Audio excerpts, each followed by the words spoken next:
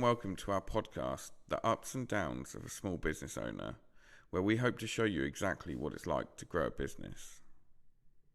So today I'm with Ed Neal, yacht master, hydrographic surveyor, business owner, unmanned survey vessel operator. Is there anything else you'd use to describe yourself? Dad, I guess? Yeah, dad. Just dog's body and doer of everything. Yeah. And not a very good answer, was it? I'd say most of that involves being in water. It used to. Yeah, my career at sea started when I was 17.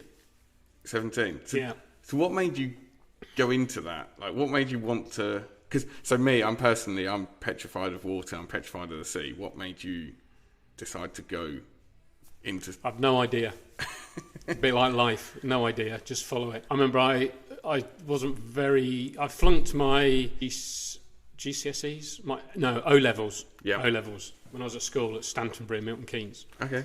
Wasn't particularly good at exam, and I didn't do particularly well, so I stayed on an extra year at sixth form. Right. Because I got nothing else to do. Yeah. And I remember one day in the sixth form common room, this guy that I recognised from a few years up in the school hierarchy in the classes had come in, and he was talking about working on ships. Right. And the company I think he worked for was Chevron, the oil company. Yeah. And I thought, oh, that sounds kind of cool. I just, in hindsight, it resonated with me. Yeah. I thought, oh, that sounds kind of cool. So I started looking into it, went to the General Council of British Shipping in London, had an interview with them, who put me in touch with a company called Gardeners, which was an Irish coastal shipping company, and said, they've got a job, do you want it? I went, yeah, all right then. About a week or two before starting that, I was due to start, and I had no idea about the sea and what seafaring was about. Not a clue. I'd sailed dinghies and that was it, but I did no idea about what it was like going to sea. And then about a week beforehand, before starting, I got a call saying, oh, they're not taking anybody on now, but Texaco are looking for people. Do you want to go with Texaco? Yeah, right then. Still no idea. But that was very fortunate because, unbeknownst to me, the British shipping industry was in dire straits in the early 80s. So this was mid-1981. And the whole shipping industry was in turmoil. And they were getting rid of a lot of people. Companies weren't taking on cadets, and there was a lot of redundancies being made. But I think Texaco knew that they still needed to have people coming in to the industry. And they offered a position as what they called a supplementary training scheme or something like that. And basically, instead of starting as a cadet and being like a little mini officer in training, you started really at the bottom as a deck boy. So you were working, you were painting, chipping, cleaning, maintaining the ship, tying it up, rope work, just being a seaman while studying a correspondence course. Okay. Right. So I joined my first ship. So I went to Gravesend pre-sea training for 3 months. Absolutely hated it. Every weekend I could get home, I came home. Talk about a fish out of water. It was like dormitories, lads. It was just hideous. I hated it. But I got through it. That was 3 months. In March '82, I joined my first ship in Trinidad, in Tobago in the Caribbean, a product tanker. Which, first trip to sea, was just like, wow, Caribbean, fantastic. That was a 4-month trip. The first voyage was from Trinidad, where Texaco had a massive refinery, and we took a cargo down to Ecuador through the Panama Canal. So first trip, first voyage, Caribbean, through the Panama Canal, across the equator to Ecuador. So the ceremony across the equator, all sorts of crap thrown at you, head shaved, just initiated by Neptune. So but that was a 4-month trip. It was very, very interesting and very enlightening. So that's how I accidentally got into a seafaring life. Okay. So when you're doing these trips and things like that. I guess, I don't know, Trinidad. Have you ever had any kind of really scary journeys where, pirates or whatever it is that's happening come near you? Scary. Or, the weather? I was on one ship. Well, a couple of things come to mind. I was on a 80,000 ton tanker going from Trinidad up to Philadelphia, just north of the Bahamas, and we were in a hurricane. Okay. That was interesting, to see massive seas, and the power is incredible. Second time, which I think it's probably the only time I've really been a bit fearful, was on a survey ship, because once I'd finished my career at sea, I became third officer, and I finished in the late 80s, I think. I left Texaco in the 80s and worked ashore briefly for 6 or 8 months. Then I got into offshore survey, surveying the seabed as a navigator. So I was on a survey ship surveying off of, it was sort of halfway between Iceland and Greenland and Newfoundland, and we had to go out and survey the seabed to reroute a subsea cable. Okay. Because the cable kept getting damaged. It was laid a little bit too tight on the seabed, bottom currents made it strum, and it just chafed and walked through. But we went out in, I think it was either spring or autumn equinox, which is never a good time. So we're North Atlantic, I think it was March, so the spring equinox. We left St John's, Newfoundland, icebergs, what have you, perfect weather, absolutely beautiful. And then this tail end of hurricane hit, and we were thrown around for about 3 or 4 days. Captain came to us and said, we've got a little bit of a problem, because I was, at the time, I wasn't the surveyor, I was the client rep, so I was representing I wasn't the client rep then, sorry, I was what they called the party chief, and that is not in charge of parties, okay. That is running the survey crew. So, although the captain's in overall command and in charge of the vessel, the party chief is in charge of the job, so to speak. So the captain came to me and said, we've got a bit of a problem. We have been taken on water in the aft hold. So on the back of the ship was a big flat back ship. There was a hatch, and the water was getting in through this hatch. And it had been happening for a day or so. And the engineers apparently been working on it. Wow. And the water was sloshing around inside. We've got about 150 tons of water in the ship, and it was just carrying all sorts of stuff, bits of rope, right, wood, whatever was in this hold and not lashed down had just been bashed and crashed around. So it was like a soup, thick soup. And they couldn't pump the water out because it was so thick and nasty. It was blocking what they call the strum box, which is like a filter in front of the suction for the pump. So it basically blocked that. So what the captain and chief engineer had proposed was to drill holes in the engine room bulkhead, which is a watertight bulkhead, let the water come into the engine room bilge and pump it out with that.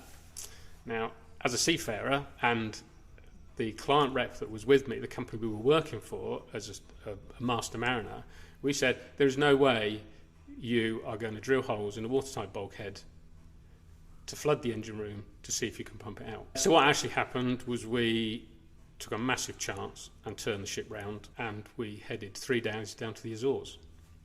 Right. Got to the Azores, lifted up this hatch, and when we watched them open the hatch, myself and the client rep were watching, and we noticed they hadn't actually undone what we call the dogs, the bolts that hold the hatch shut. They just lifted it open. So we thought that hatch wasn't actually battened down. When they lifted it up, you could see the scuppers, which are like the drains around, which make the seal. They were in poor shape.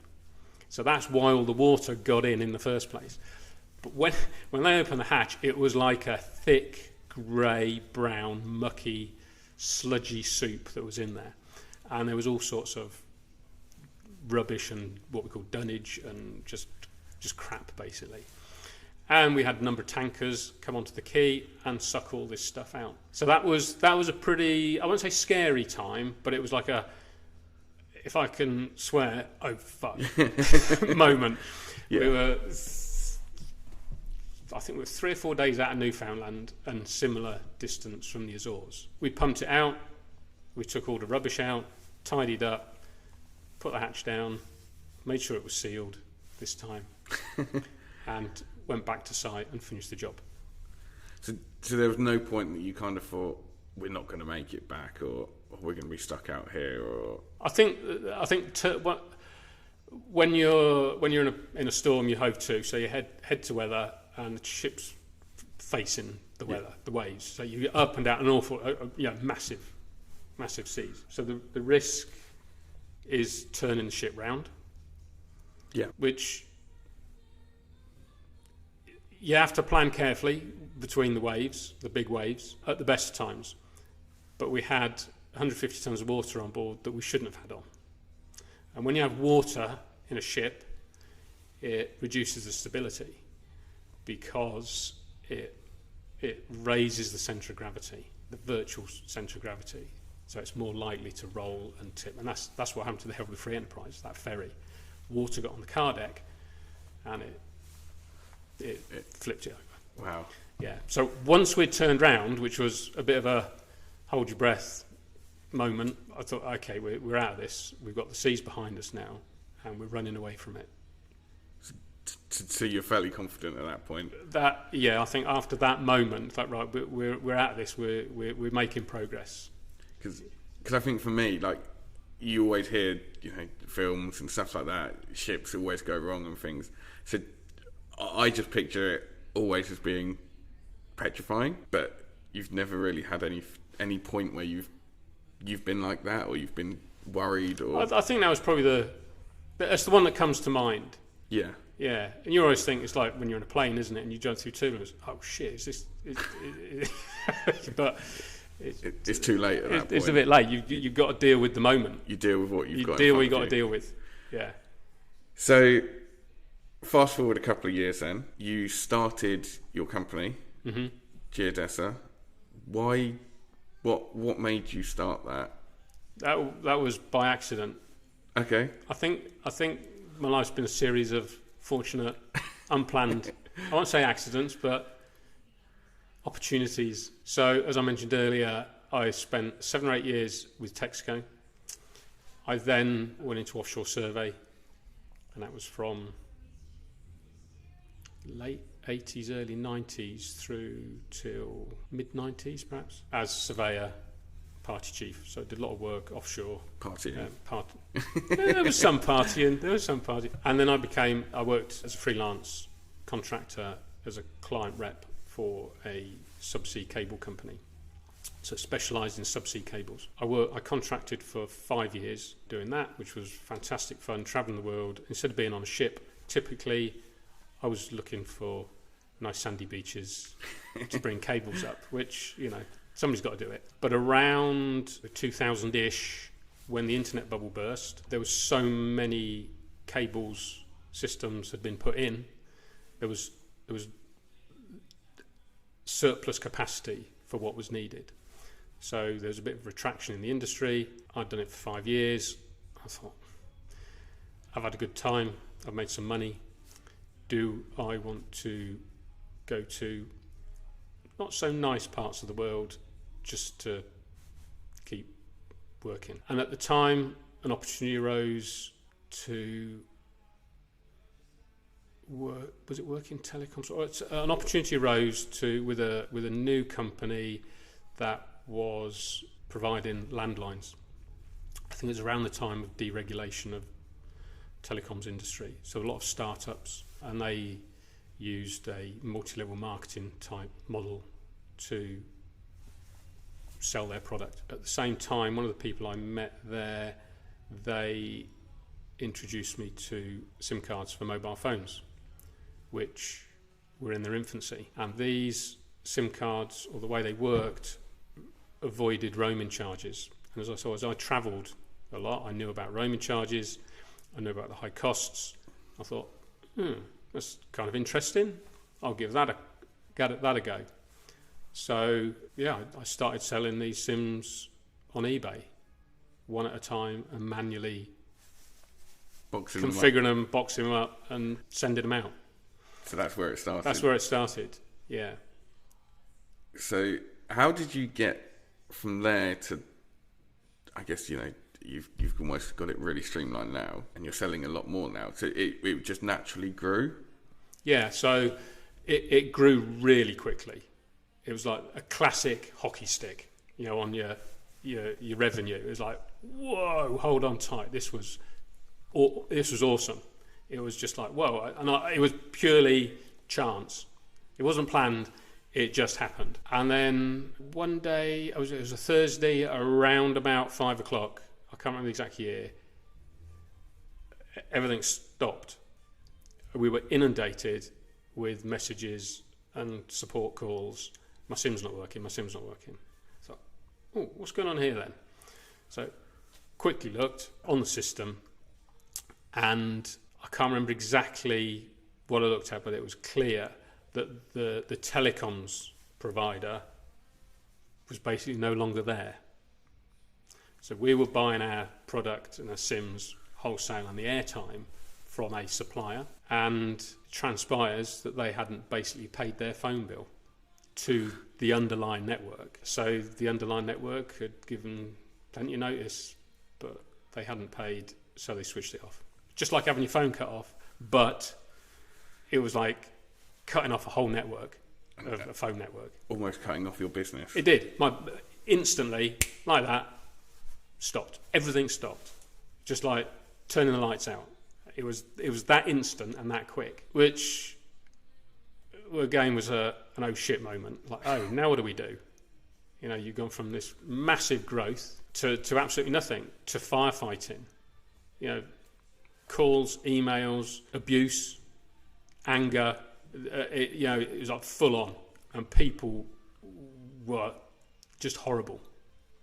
I guess people have got these SIMs on different devices. They've got them different places in the world that suddenly they've lost access to them, or they've lost visibility. Yeah. So they're panicking because it's a lot of money on the line. Potentially. It's interesting, people's character. Obviously, they're projecting now I know that they're projecting their anger and their fears at you, and I get that. But how it comes out, I say you have to have a tough skin. My skin isn't that tough. But for about 4 or 5 months, we were continually firefighting, trying to appease people, hang on to customers. A lot of customers wanted refunds. So it was a massive hit on cash flow. One, there was none coming in, and we were given a lot of refunds because it was a prepaid system. So if somebody puts a tenner on, they use it to make their calls, it runs out, they put another tenner on. So it was a prepay model, which was great for cash flow. There was no late payments, there was no, if you don't pay and if you run out of credit, you can't make calls. It's a brilliant model. Yeah. So for about 4 or 5 months, we managed that and hung on to about 60% of our customers. Because not everybody's travelling all the time. So a lot of the customers, they were only concerned with, is my credit going to be there next month or the month after, or I'm not travelling for 6 months. So we try to reassure customers, look, we are doing our best to manage it. If you want a refund, you can have a refund, but we anticipate that the service will come back. We don't know when, but we anticipated that it will. Eventually, a company bought the system and the company that had gone bust, and the system got switched back on. But it was never the same. Never the same again in terms of revenues and speed of growth. Because in that 4 or 5 months, it was like a feeding frenzy for other companies. They just dived in and they would poach customers, and it was interesting to see how some businesses operate. I felt quite dirtily, with really low morals, and that I'm not quite sure how I feel about that, but it was an eye opener. I'm trying to be open, honest, and have integrity. But some of these people and these businesses, excuse me, if you knew what they were like, you would not want to do business with them. But the front is, and their front looks great. Yeah. So I guess that's possibly one of your darkest times in the business. What goes through your head? Like, so during them 4 months, what makes you carry on? Do you not? Is there any point that you've just gone, throw the this towel is in? shit, I can't do this. Yeah. They've wiped out my business. They've wiped out everything. I'm getting, as you say, you're probably not that thick-skinned at the time. Like, why do you carry on? I don't know. Yeah, why did I carry on? Blind faith?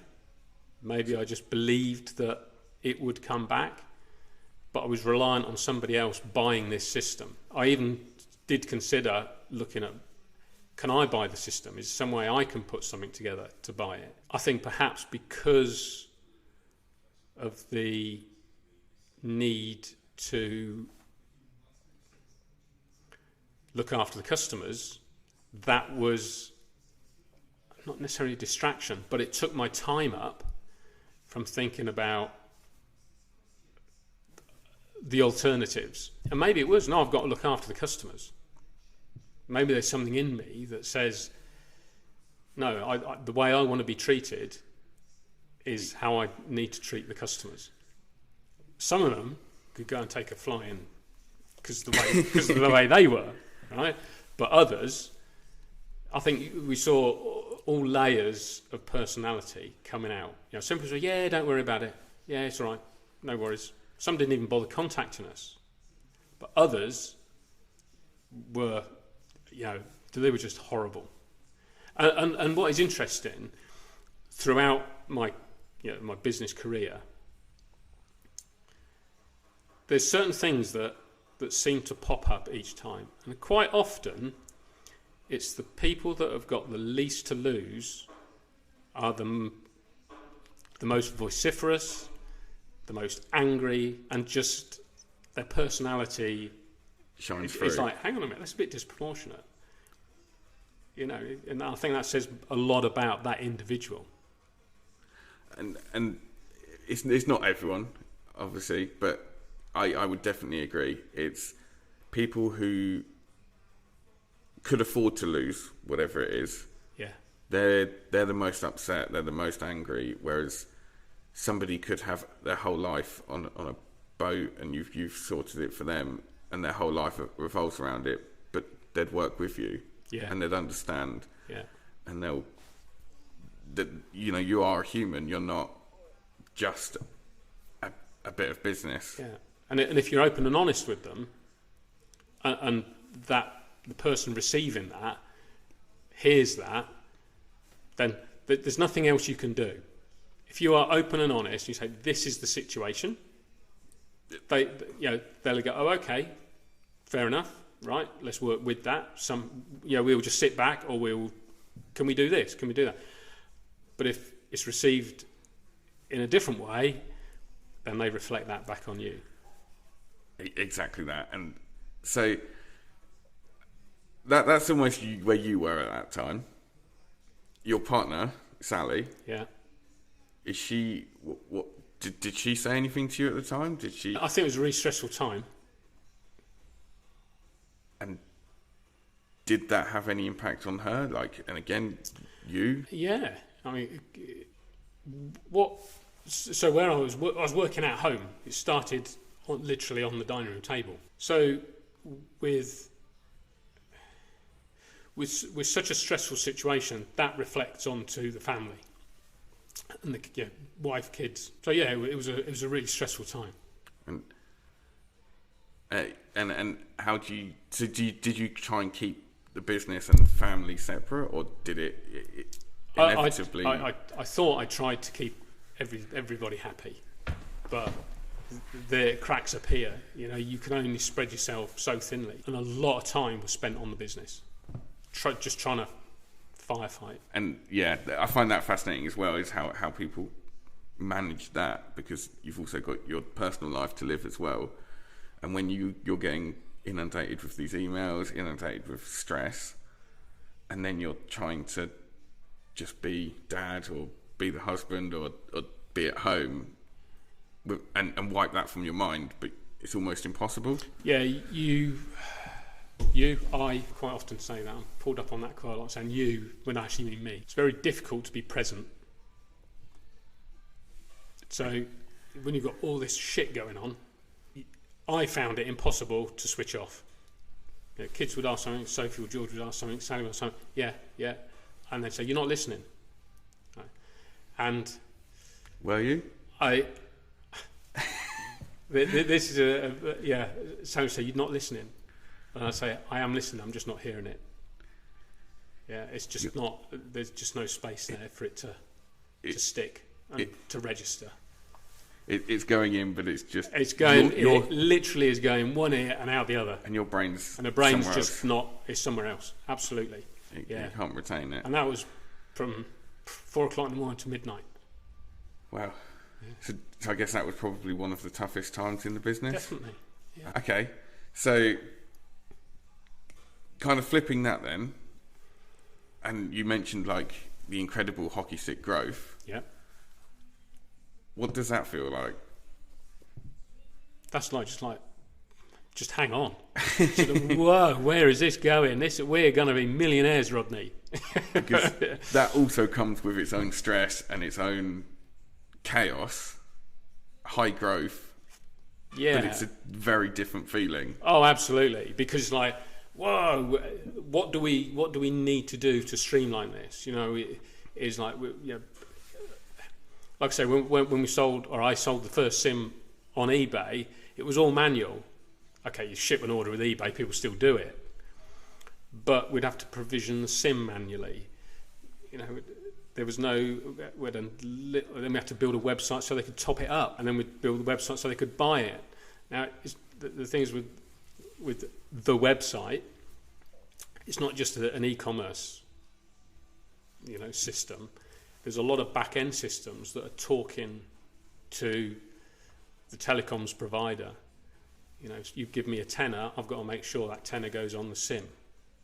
And you can see it when you log into your account. We've got to make sure that when we say add £10, we only add £10. So there's all sorts of background checks going on. It seems simple, but there's a lot of checks and things and processes that need to happen just to make sure that the system's stable and is robust. So is there any point that you're kind of panicking, thinking you need staff, you need help, you're on your own, or? Not at that stage. I needed somebody to build a website, which I'm trying to think the first website was built. Yeah, it was. Yeah, we built a website. But of course, it was just streamline these manual processes. So instead of me doing it 18 hours a day and all manually doing it, suddenly people could go online, buy, and all we needed to do was ship the order. And they say, "Well, this is easy." You know, it's streamlined it at that level, and all we need to do is process the orders. Just process. Yeah. Then I think the next phase was support. You know, the Sims worked on what they called a callback system. So you would dial the number that you wanted, and that would get sent as a message. It's not an SMS message, but it's what we call a USSD message, which is a part of the signalling channel of the mobile networks. So it would send that to the server, which would then, because your caller ID was sent as well, the server knew who was making the call. It would call you back, you would answer, and the server would then connect you to the destination number, the number you dialed that had been sent. Which is a bit of an odd way of working. You know, usually you pick up a phone, you dial, and away it goes. And of course we're dealing with roaming scenarios where people are having to put in country codes, or they're in some weird back end of nowhere place. So all the more and more support questions came in, and that was done by email. And an email inbox soon fills up, and you just cannot keep pace with which email is which person and what problem they've got, and that then became an issue.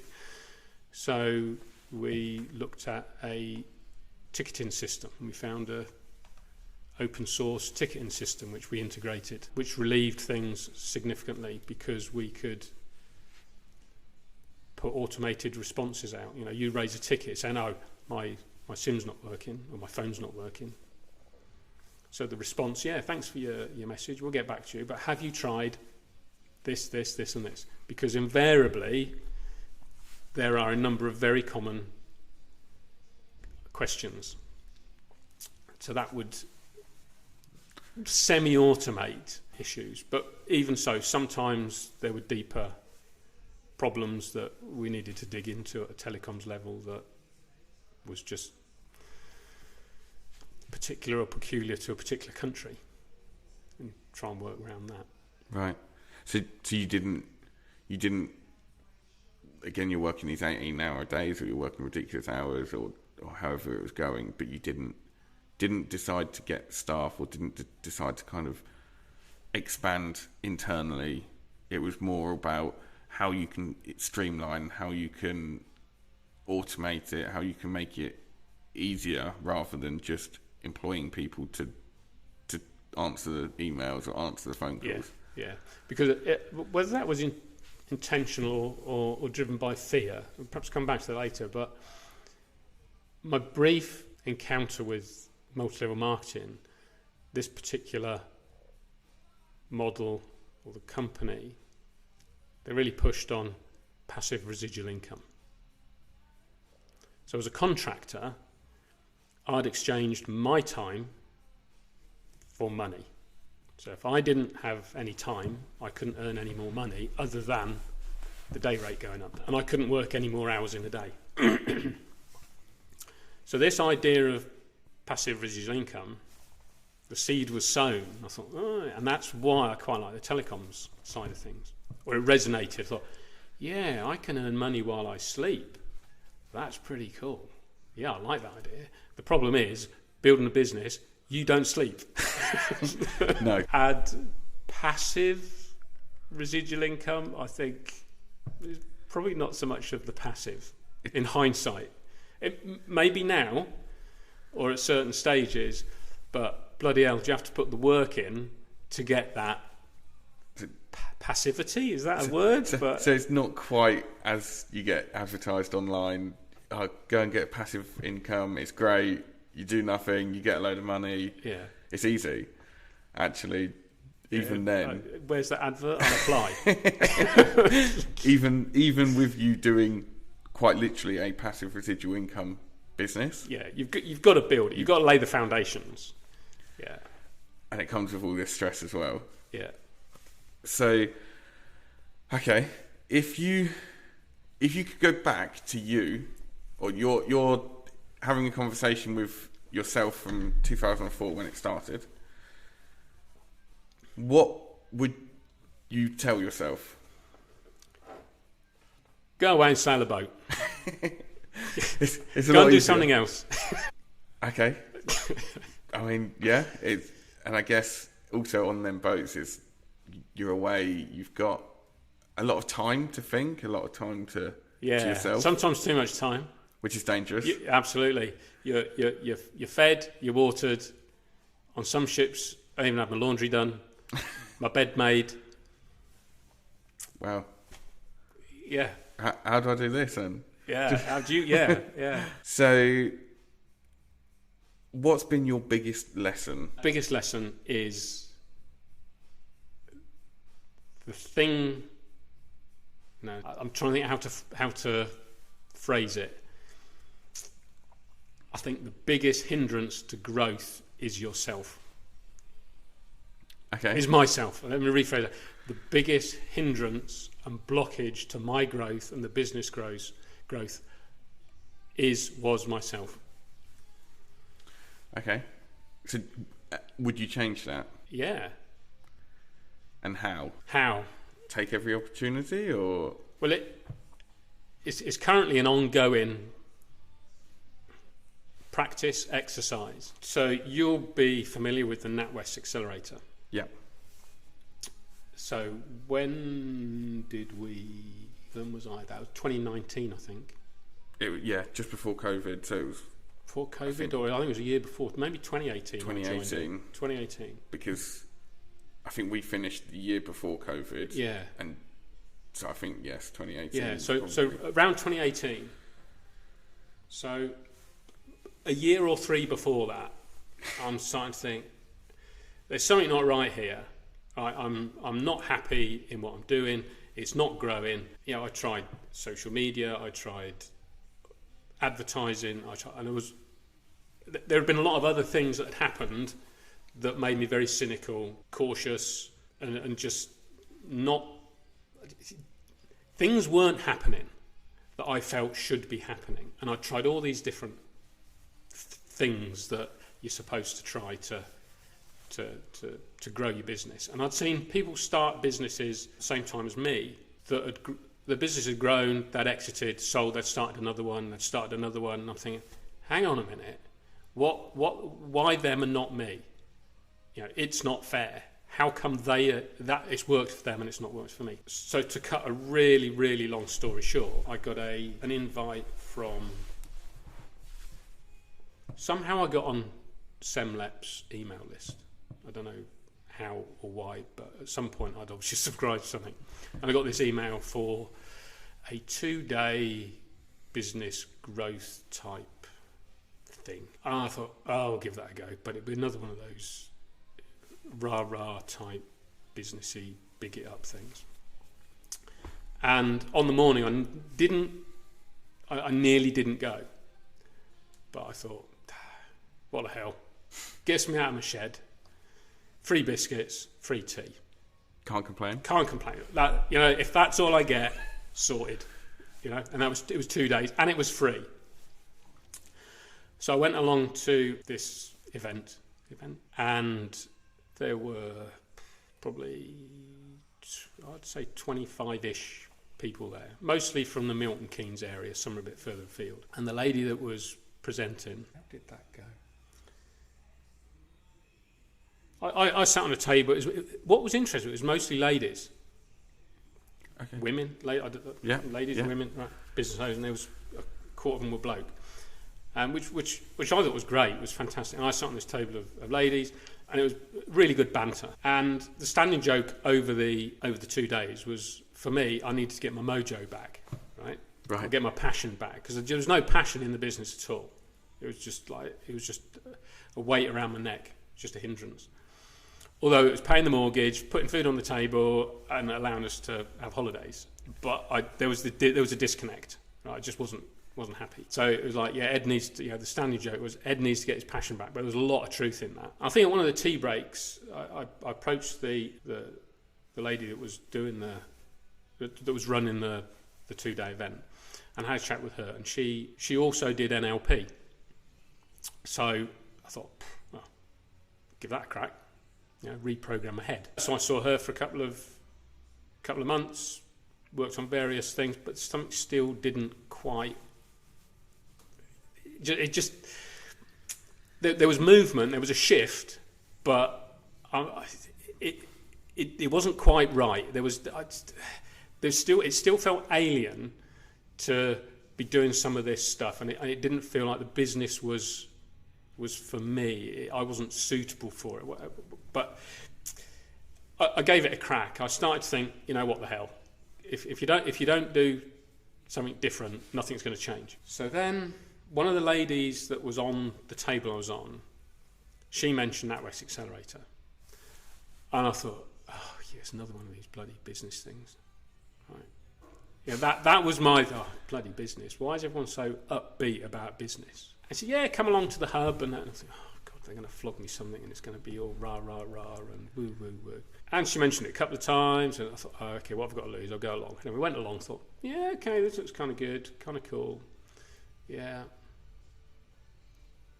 Give it a go. What have I got to lose? So I applied and I got on it for and it was at some point and I was still very cynical. People, other business owners would stand up and they'll all be upbeat and all enthusiastic, and I think, you just wait. you wait for 20 years and you'll be as cynical as I am. Right? Where do you get your motivation and energy from? Oh, it's because you've only just started. Yeah, I was like that. Just you wait.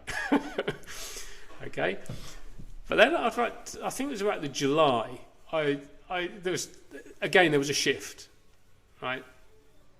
And I thought, do you know what? I think I've tried, in quotes, everything.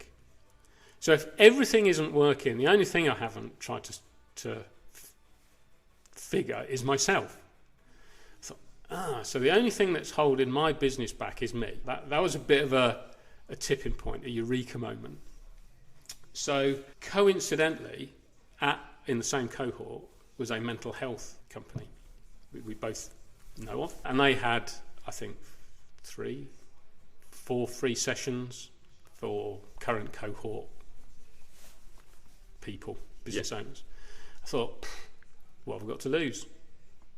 So I had 4 sessions, spoke about how I felt about business and the issues. I don't know if that's the right word, but yeah, issues. That was the word that came up. So that's the right word, isn't it?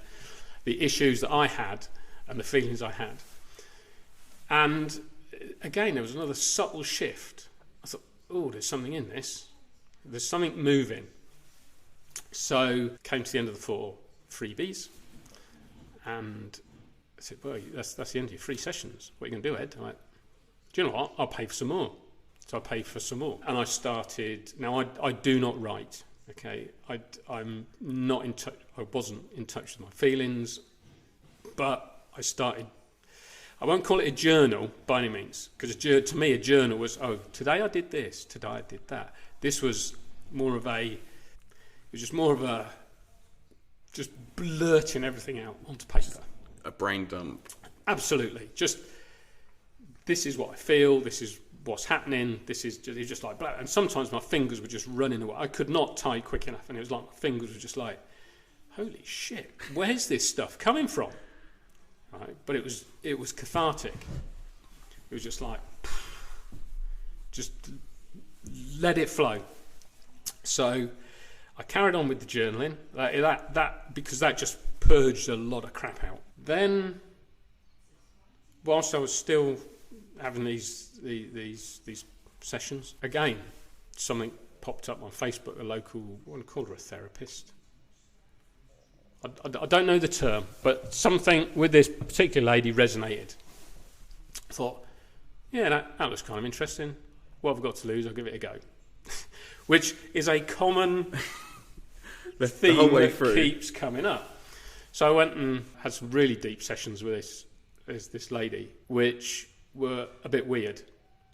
But I went in, I said to her, look, I don't know what's going to happen. I know it's going to be emotional, but let's see how it goes. Let's go with it.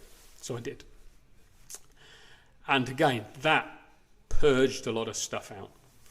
I thought, geez, I'm carrying a lot of crap. All right? But I felt lighter. I thought, oh, there's something really shifting here. So then where did it go? So I didn't get back on the following NatWest program. As in, you didn't want to? Or no, I applied, but I was unsuccessful because of, I think there was an administration matter. Right. I don't think I had a bank account with them. It was something like that. We did exactly the same and opened a metal account. Yeah. And then actually we were advised it wasn't right. Yeah. There was nothing they could do for us anymore. Yeah. At that time. So.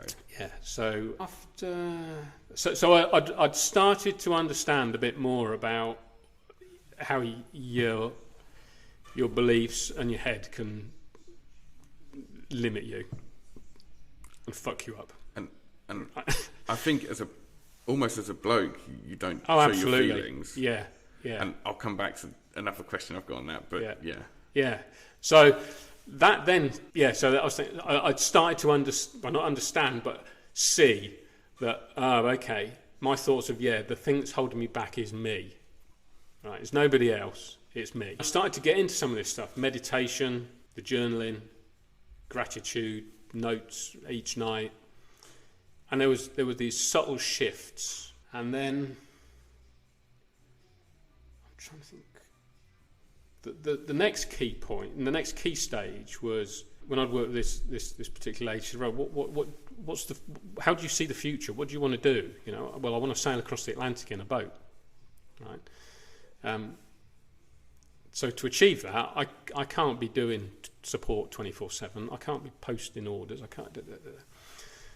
So she said, well, why don't you employ somebody? And that was like, oh no, I don't know about that. I know that and that was clearly I could recognise then. Oh, there's something there that's stopping me doing that, which was a fear-based belief. So we sort of worked through that, and I thought, oh God, gee. Anyway, I thought, how am I going to employ somebody? I don't want to jump in feet first. I want to dip my toe in the water. Cautious approach. Maybe I should just jumped in feet first, but I didn't. Right? And I started to believe what the universe will present is what you need at the time if you put out that energy. So I thought, how am I going to advertise for this suitable person?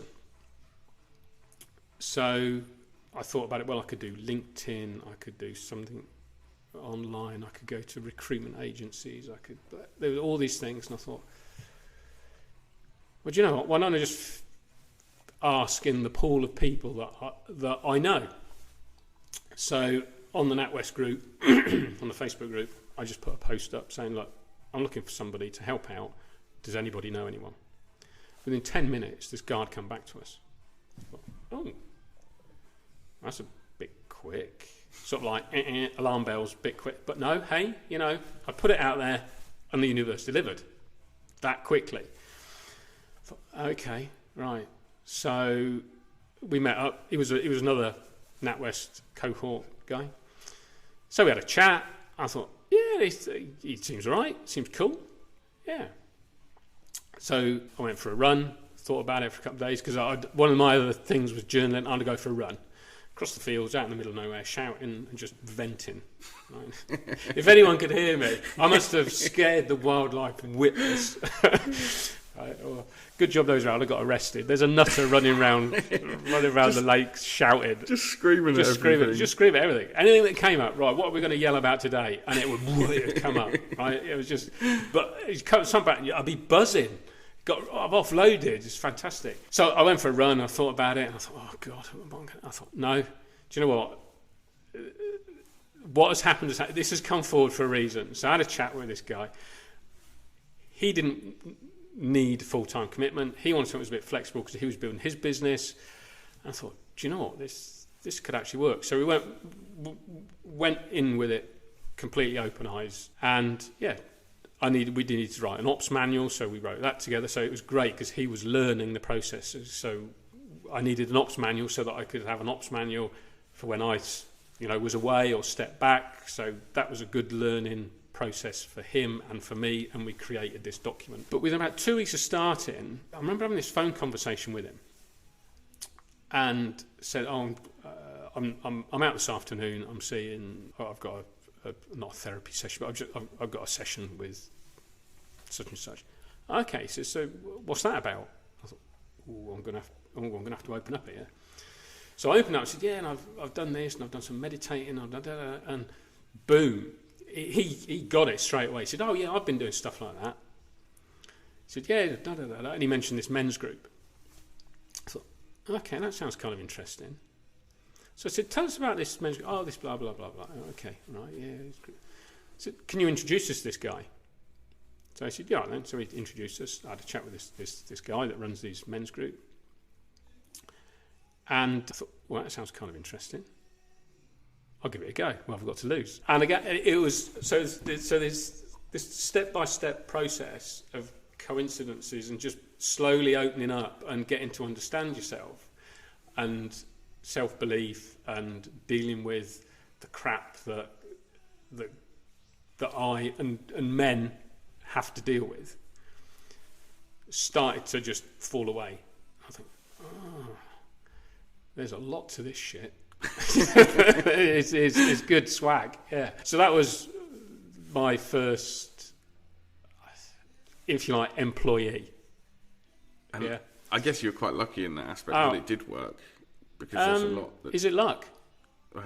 You create your own luck, right? And if you put out an energy, right, an intent, and that is genuine, it will deliver.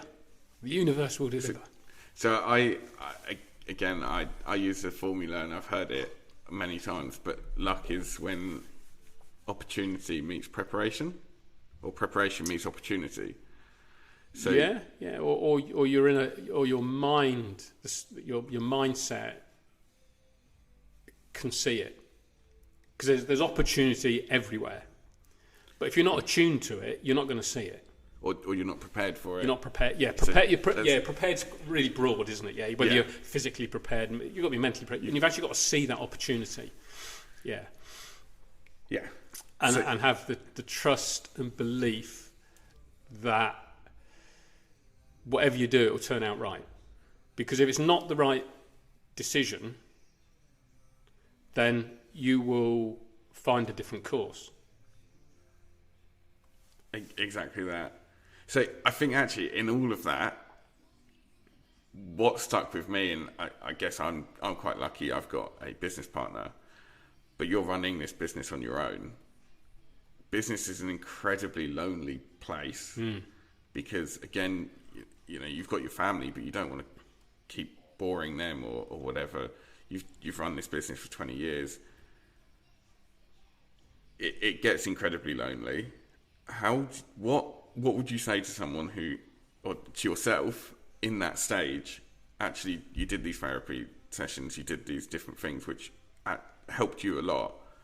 So how is that kind of what you'd tell people to go and do? Is actually just go and try that, and what pulled you out of that as well? Because something, as you say, resonated with you at them times. At those points, yeah. Because some people don't get pulled out of that. Yeah, I don't know what. It's an interesting question because it's a bit like a thought. It just comes up from nowhere. So you could ask yourself, well, why did that thought come up? What triggered it? And that's quite a deep question. You think, well, why did that thought happen? Right?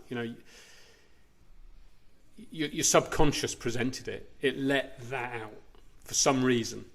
So there must have been a trigger for it. Like I said earlier, I think the biggest limitation is yourself. And the other sentence that has literally just come up that I quite often refer back to internally is everything that has ever happened to you is your fault, right? Whether it's good, bad, whatever, it is your fault. You might not have had any control about it, or there might have been decisions that you can always decide, right? It might be a really difficult decision, but you have that choice, right? It is your choice. Your life is your fault. So where you are now, at this very moment, is your fault. Now, you can look at fault, the word fault, in a negative sense, but you could say it is your cause. Not cause, because it means that it projects it forward, doesn't it? Fault is actually the right word, I think. I'd agree. But how you interpret that is up to you. You decide how you interpret that. So if you interpret that as fault as a negative, like your parents used to say, "Oh, it's your fault that you got wet because you didn't put your coat on when you went out in the rain." Yeah, that's a negative. But if you look at it on a positive side, point of perspective, you go, "Do you know what? Yeah, it is my fault," and you have to 100% accept it. And once you've accepted that, you can then move forward.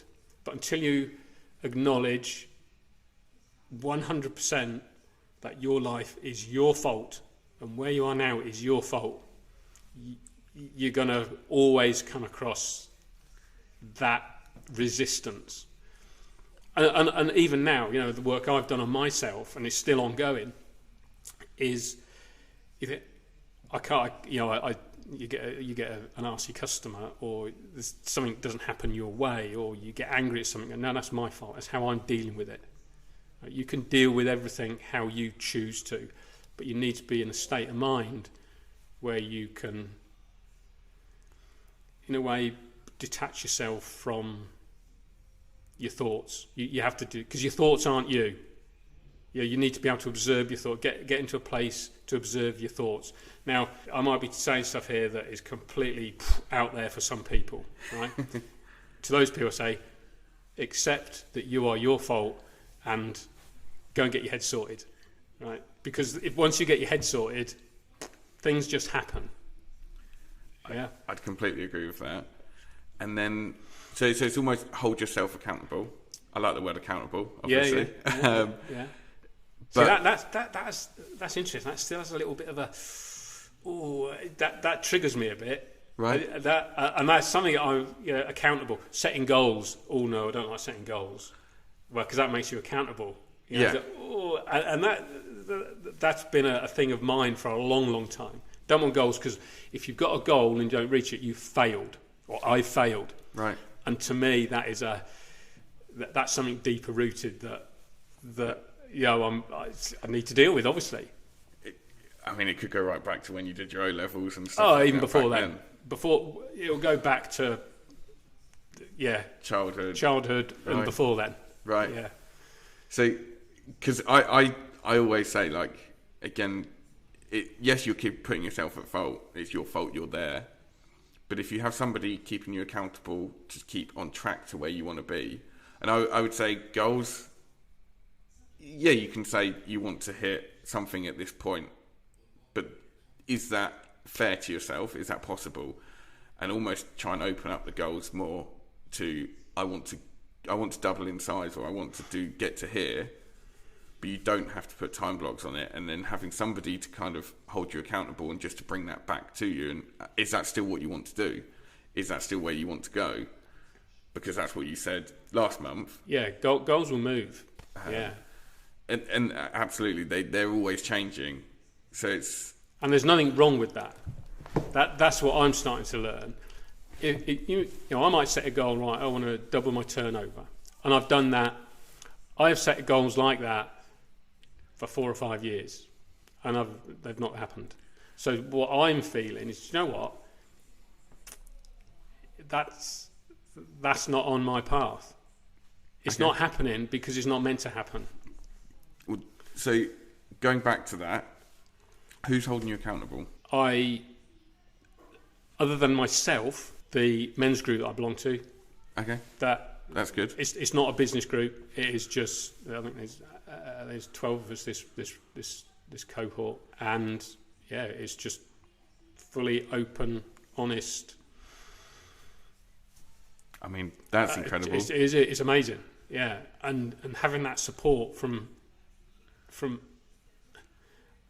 other men is freeing. Do you know what I mean? Yeah. It's strange. It's in a way it's alien, because we're not used to it. As men, we're not used to it. We don't do it. We hide everything. Exactly. If you show emotion, it's weak, or it's. Well, actually, it's a strength. Yeah. Because if you are strong enough to show that emotion, then that's your truth. And to ride it. Yeah. Yeah, I would completely agree with that. So, kind of going a bit more just about you. What motivates you? Why do you get up out of bed and do what you do during them 20 years, during them all of that time? What is your reason? I don't know.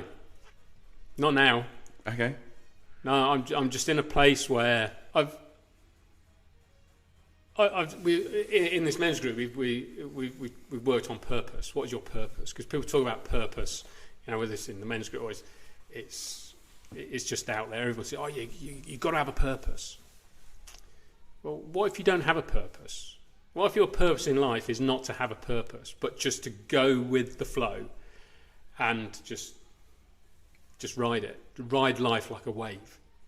Just get there. Just get there. Just enjoy the journey, enjoy the voyage. The voyage, not right? the journey. Because you can be so... Okay, some people... I still do, and I think, geez, you're lucky. You know what your purpose is. All right, let's just say your purpose is to be an accountant, until you retire and have umpteen customers with certain... you know your purpose is to count things. Right. Right? Yeah. Your purpose is to count, right? I still have a degree of envy, not jealousy, envy, that some people know what their purpose is. Because you think, well, why can't I be like? But then I'm trying to measure myself against that other person, and I'm letting that go. Now, for some people, that might sound a bit. Well, you've got to know where you're going. You've got to have a purpose. Yeah, everyone's got a purpose. It's just some people don't find it, or their purpose is to just go with the flow. And if I look back over my career, I've never really felt that I want to get there.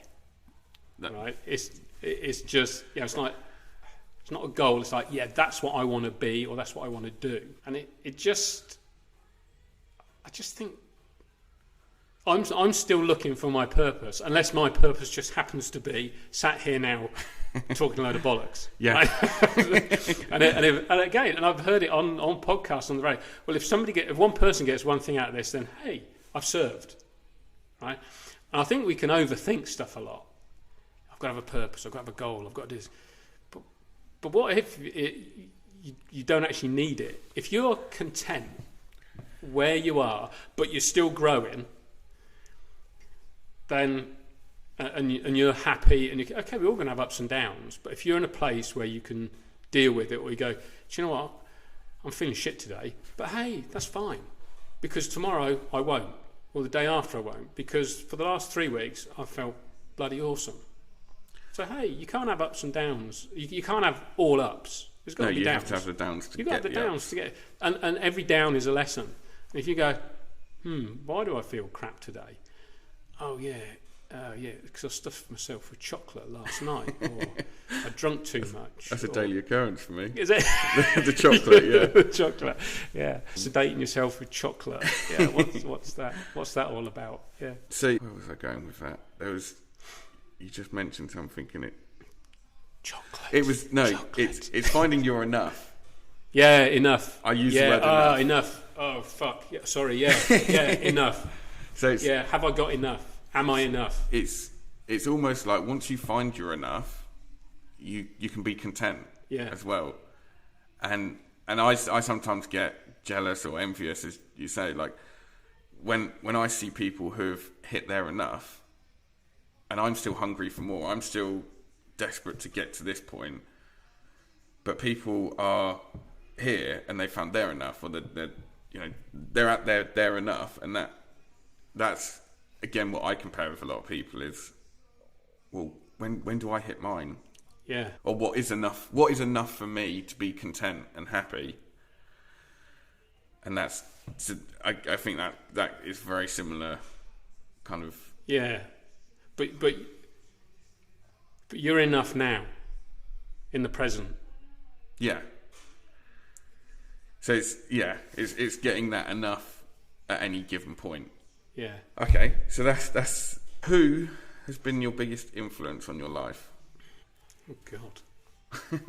or I think actually when you've said everything has just been opportunities that you've kind of gone with and things like that. So it's not necessarily following anyone or looking at anybody else's paths or anything.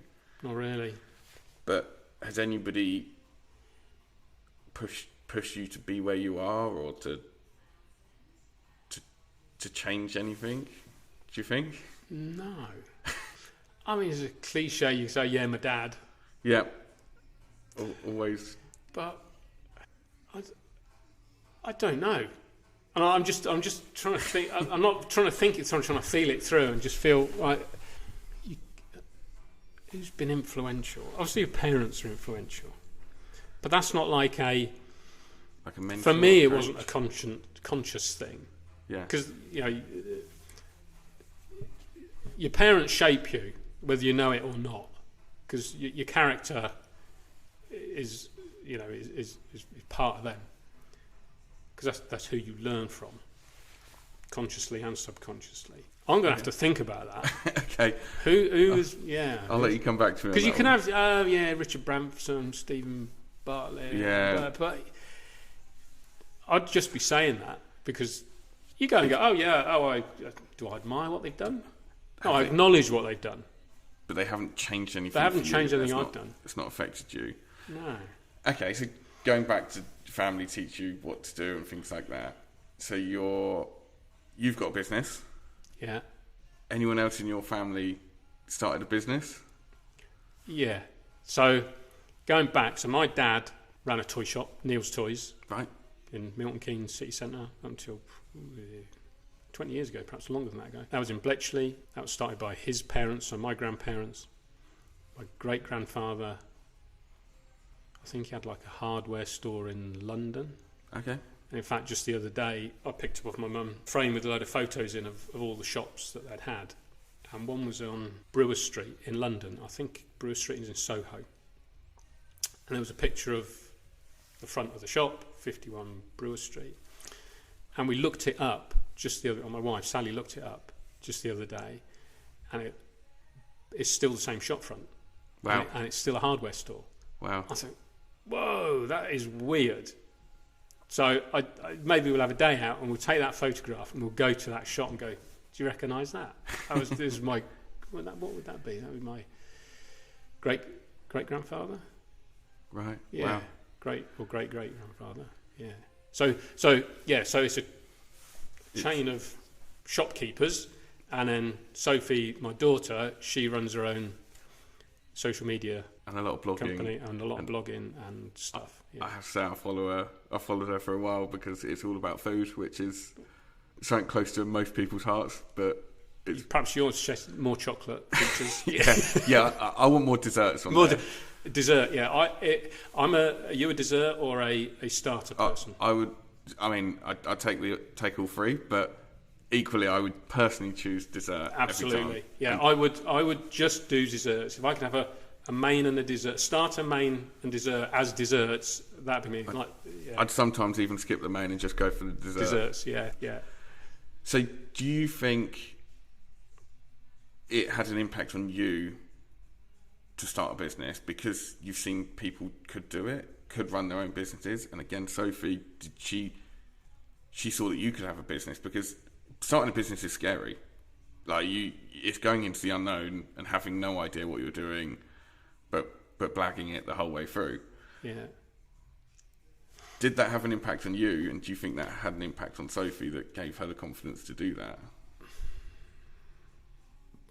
I don't know. I think what came up then for me, and it was just a spotlight, when these thoughts, boop, it came up, was when I started my business, I think it was the idea of having control and money and being able to retire early. Ha, ha, ha. So that's gone well. I wish. I set a goal to retire at 45. Don't remind Sally. I guess it's in the blood. It's in the genes, isn't it? And there's... Yeah, maybe that's what gave Sophie the... I don't know. I've never asked her. Right. Yeah. Never asked her. And she probably... It's probably more subliminal than actual.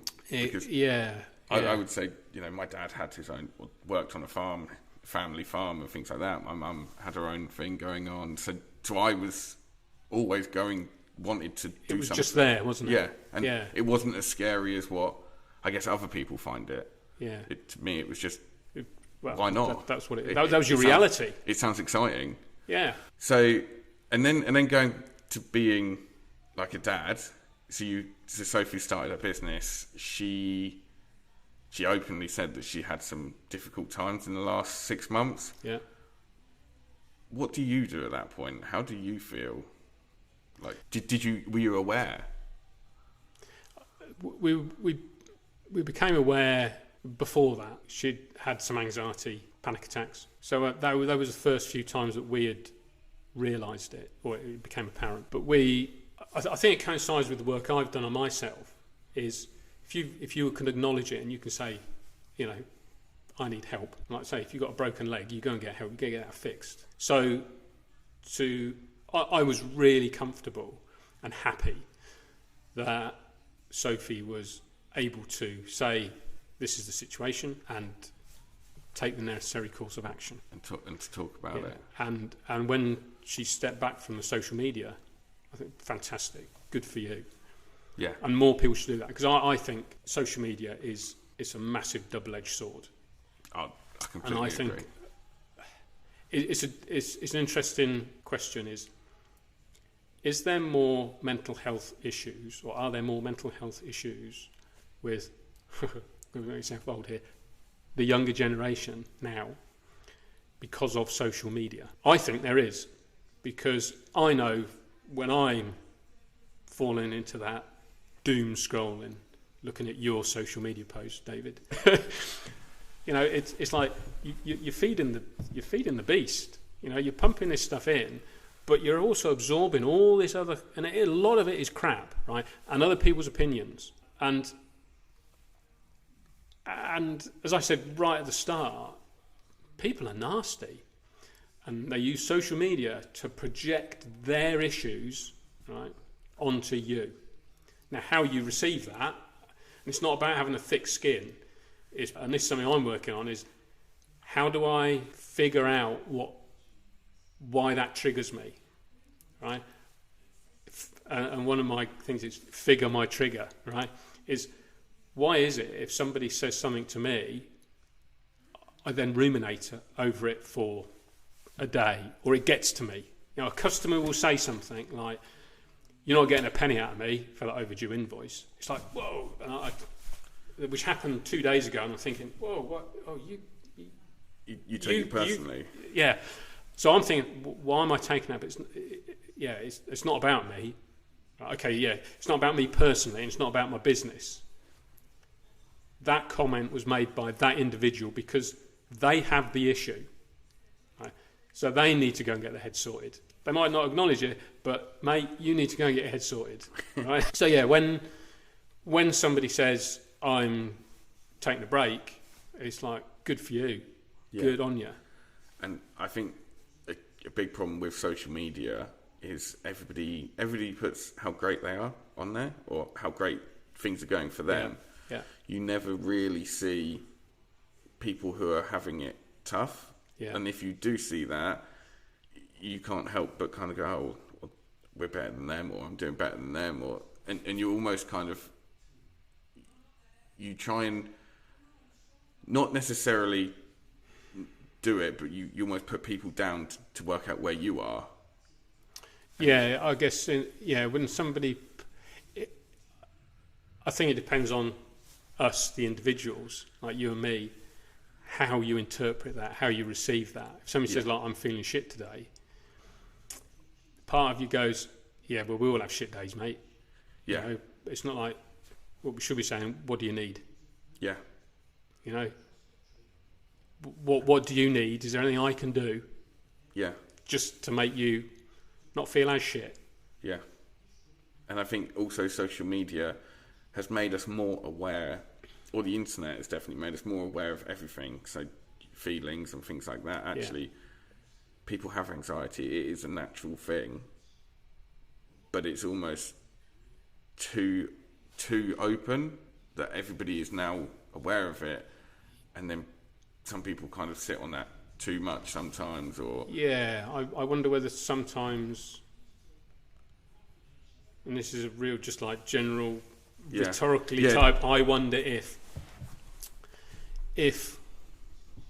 okay, anxiety does exist, there's no doubt about it, but I wonder whether sometimes it's a opportunity for somebody to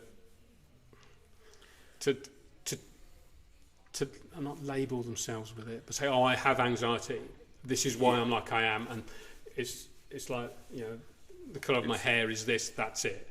Yeah. Yes, there is anxiety, but should it... I don't know how to phrase it, but should it be... It's a really difficult conversation, mental health as well. Is, because and we know it's somebody that could really help with that. But yeah, it's like...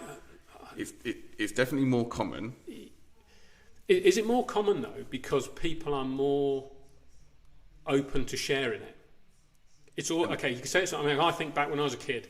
Yeah, shit. There were some anxious times for me, right? And I was fearful of saying anything or asking for help because it was weak. I was embarrassed. I'd cry. Whatever it was, I didn't open up. And I know sometimes when things got too much, I'd break down in tears, and it was like mum and dad were like, oh, what's the matter? What's the matter? But that is the fact that people will share and say, yeah, I have anxiety or I have mental health issues or whatever it is. I think that's probably got to be, in general, that's got to be a good thing because people are being open. Yeah. And if they have that, they're being honest, and they're showing their true selves, which is a good thing because so many people do not show their true self. No. So they're holding themselves back, which is a cause of anxiety themselves. Because if you're trying to present this persona that isn't you, at some point in your life, that persona will just explode. Yeah. Right? And not in a nice way.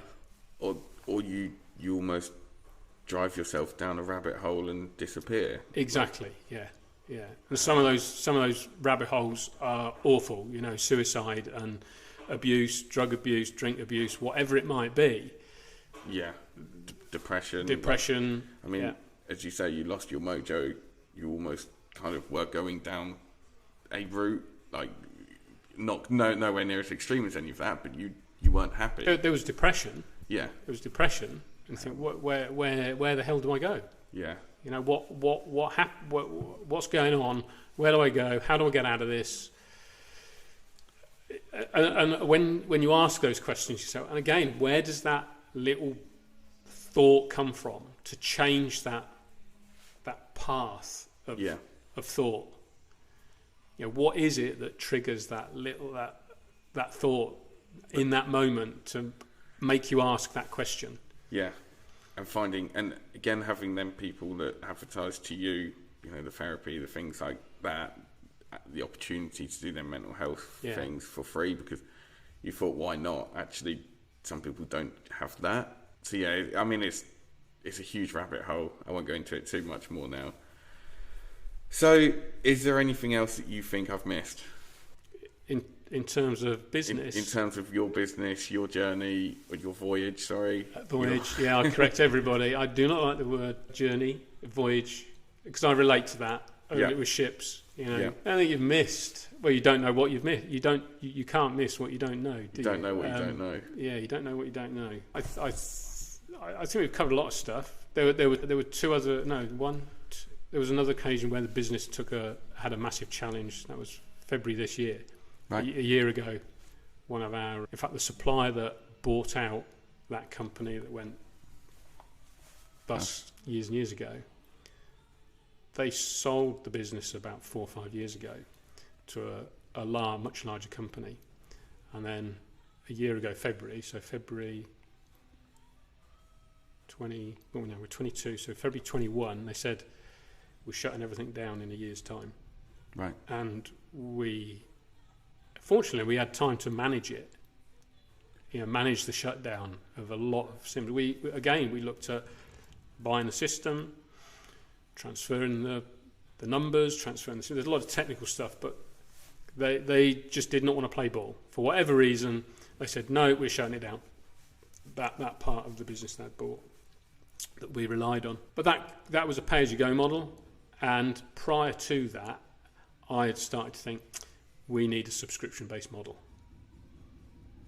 And I remember one of the very early conversations that I had with the guy that works for us. Where do we want to be? How can we streamline it? Because he's a friend. He's got his own business. We can have some really deep conversations. So we sat down and, dare I say it, we sort of had some goals. Right. Right. Set some goals. Set some goals. I like to use the word intention. Okay. Because intention, it sits with me better, right? But I think it just resonates a bit nicer. It's not as fixed, because I know that goals will move. So, a goal on a football field doesn't move, does it? No. If you've got an intention to get the ball in it, wherever that goal is, it'll go in. And one of those things was move to a subscription-based model. So we started putting in place a new product. that again just happened to come along.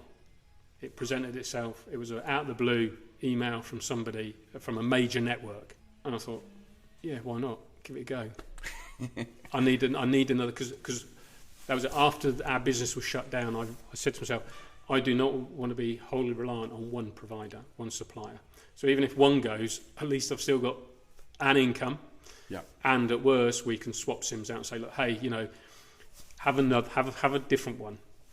People will still moan, no, it's a different number, it's this, but here, it's something else we can do. So yeah, we wanted to go to a subscription-based model, and lo and behold, one of our suppliers, the universe, if you like, said, hey, we're going to shut your pay-as-you-go system down in a year's time, which they did, and we just managed it. Yeah, again, there were customers that were pissed off, and again, those that had got the least to lose were the most vociferous. We got some big customers that had got hundreds of SIMs out, spread all over Ireland, the UK, that were in remote locations, in vehicles, that they just could not swap out.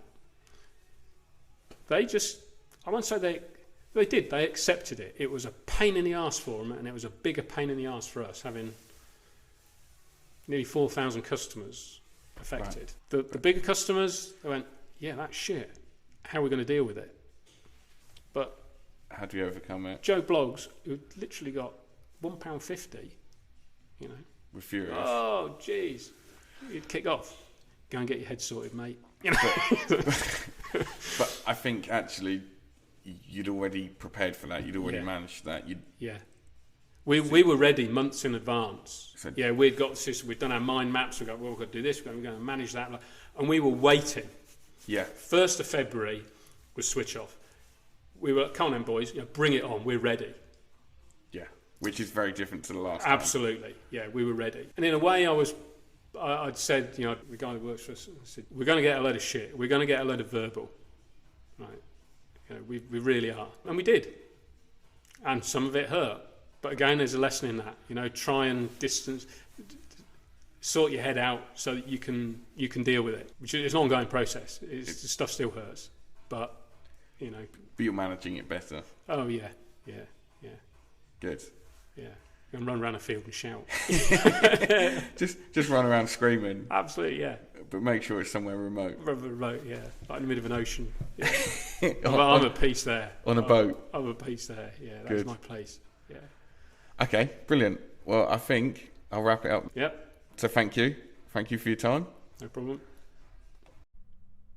If you've enjoyed listening to our podcast, please like and follow, and make sure to tag us on social media.